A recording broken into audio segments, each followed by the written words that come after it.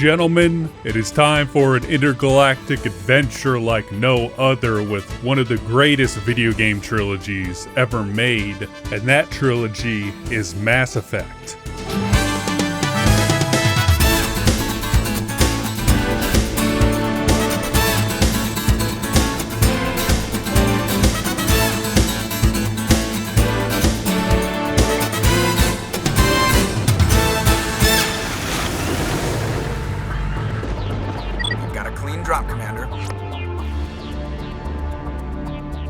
Stay out of range and continue evasive maneuvers until I bring those AA towers down. I know the drill. Released in 2007 first as an Xbox 360 exclusive, later ported to PC and PS3. As this game is the first entry into the Mass Effect series, it set the groundwork for future releases, but since it's the first, as you can imagine, there is much that can be improved upon, especially in terms of gameplay. But as for the writing and story, Mass Effect is a good and memorable time. You are not getting it from me. We don't have time to deal with this idiot. Charge! I like your attitude. You play as Commander Shepard, a member of the Alliance Navy, which is pretty much the US Navy in the future, and after being tasked to investigate an attack on a human colony that uncovered an ancient alien beacon, you find out that another ancient alien race called the Reapers are on their way to eradicate all life in the universe. And it's all thanks to some double-crossing douchebag named Saren. Don't worry. I've got it under control.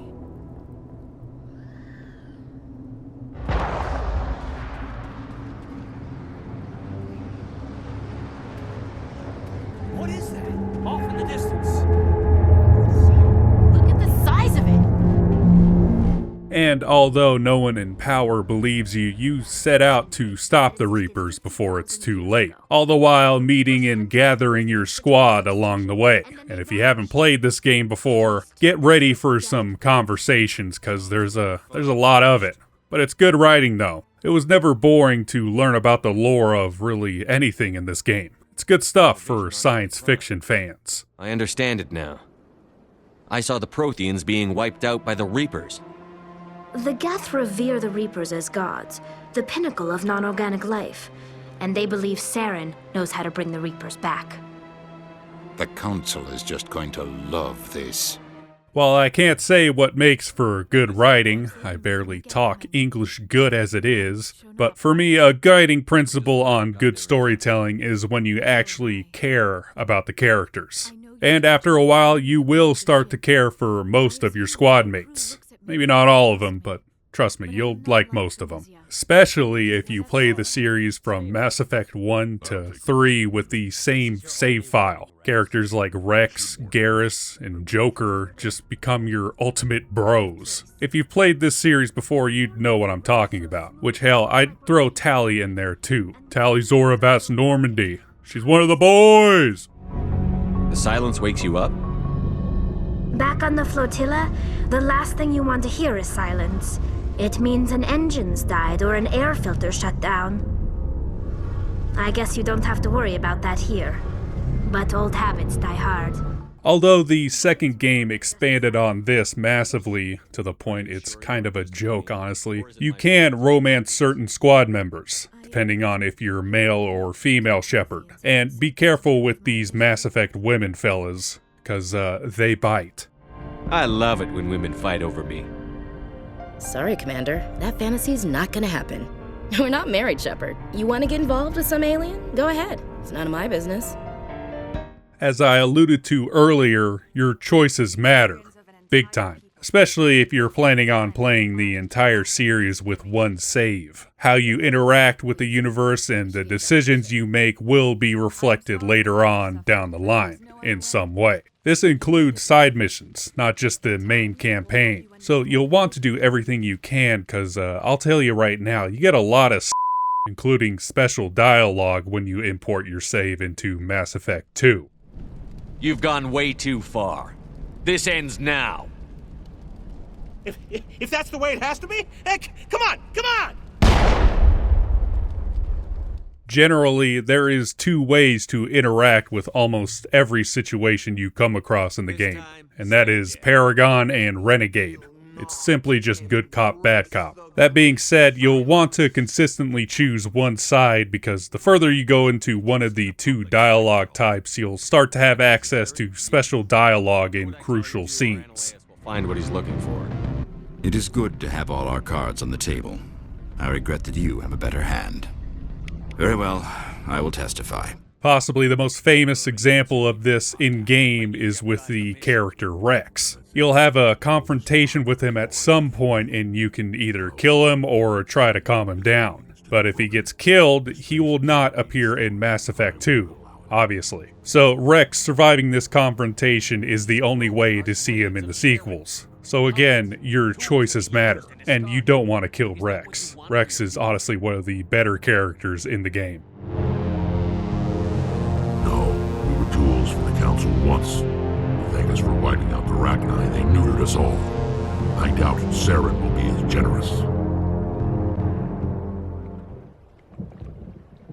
All right, Shepard, you've made your point. I don't like this, but I trust you enough to follow your lead. Just one thing. When we find Saren, I want his head. When creating your Commander Shepard, you are given a list of classes to choose from. This time around, I went with the Engineer class. They focus on doing damage to shields, robots, etc. When on missions, you can only have 2 squad mates to tag along. So you want to select characters that are the classes you aren't, as you can easily tackle whatever comes your way.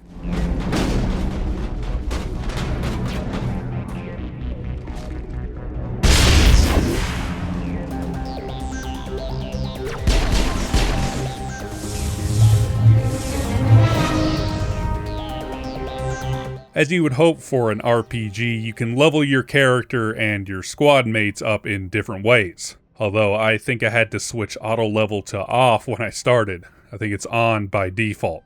So keep that in mind. Because I don't know about you guys, but I'll be goddamned if I don't have full control of my guy in a role-playing game of all things. Not having control would send me into a panic.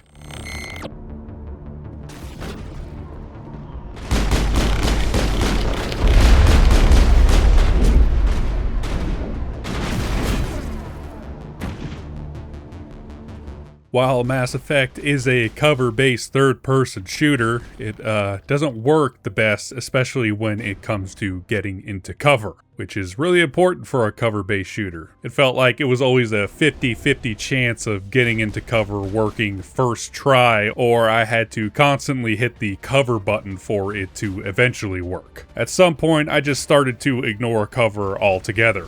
Once you get a really good weapon, Mass Effect turns into a run-and-gun game at times.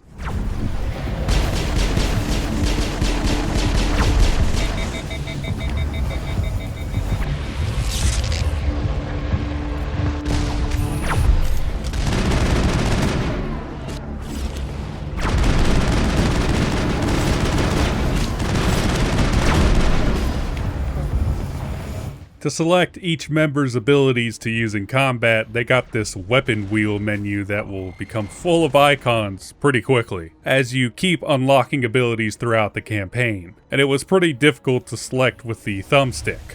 So, in other words, the weapon wheel kinda sucks ass.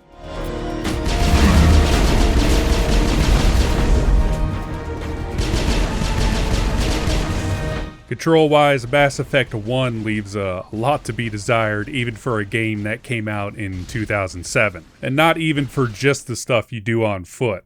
If you plan on doing all of the side missions, you will also be controlling this tank vehicle thing.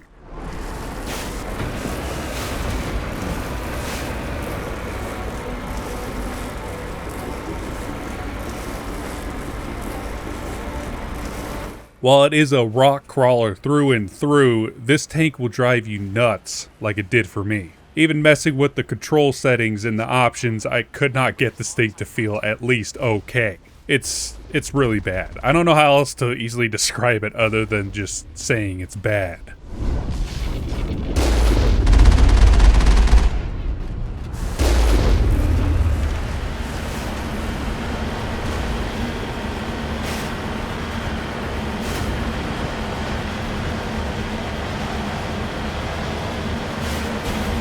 Combine all of this with the more than occasional sudden or even constant dip in frame rate, landing a shot can be kind of a chore at times. Luckily you have unlimited ammo though, so you can just shoot to your heart's content. Well, until you overheat. But there are some abilities that just allow you to spray with no drawbacks. So have at it, King. Enemy is everywhere! Go, go, go!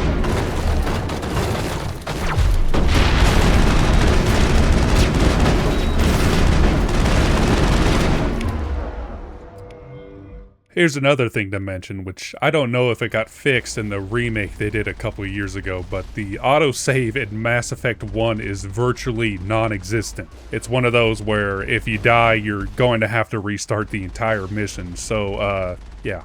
Just save whenever you can.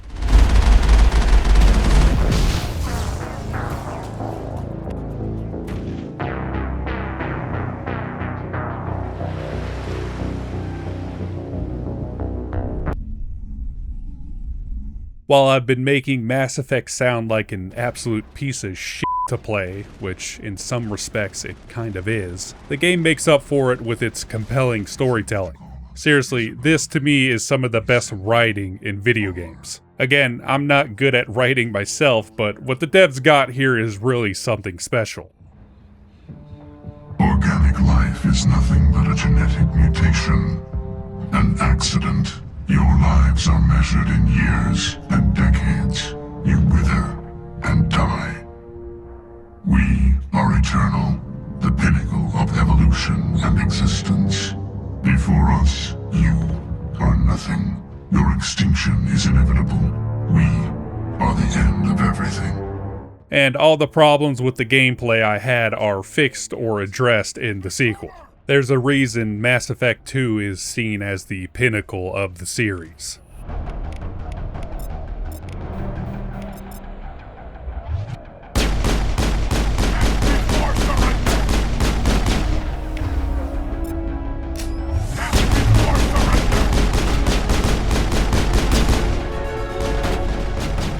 Although there are plenty of buildings that have the same layout, especially in the side missions, I think this game looks pretty good for a 2007 release. Yeah, it's got frame rate problems and the typical Unreal Engine 3 texture streaming issues, but hey, we didn't really care about that stuff in 07. We were just happy we got to play a massive RPG adventure game set in space, with aliens you could f***.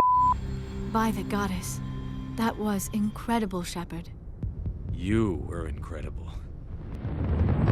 Status. Sensors reveal 3 fusion torches propelling asteroid X-57.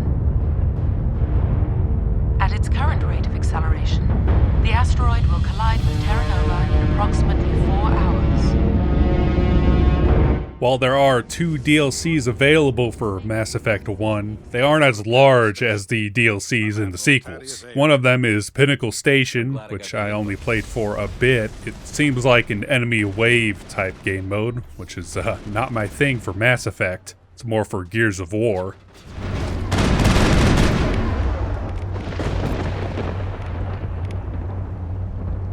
And the other DLC, Bring Down the Sky, is a little more substantial as it is an extra mission you can play. A decent hour or 2 in length, so there's that. Humans have done far worse to the Batarians.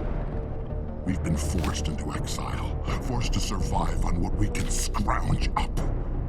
It's been like that for decades. Don't make it sound like you're the innocent party here. You brought it upon yourselves.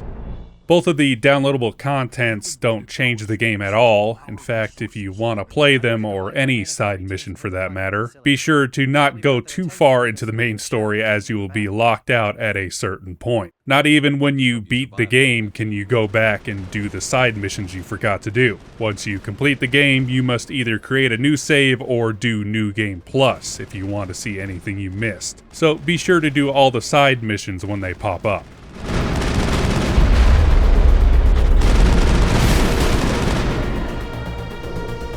As other fans of the series will tell you, if you want to get the full Mass Effect experience, You gotta start with the first game and carry your save all throughout the trilogy. It's a lot, I know, but trust me, I think only then will you fully understand why the Mass Effect series is such a beloved franchise, and partly why EA has had trouble making another good one. Because they don't make games like this anymore, I can tell you that. And while it's definitely rough around the edges in many aspects, it is nonetheless an amazing journey in an entire universe that you are free to explore. But don't worry, dudes. We'll continue this conversation in the Mass Effect 2 review.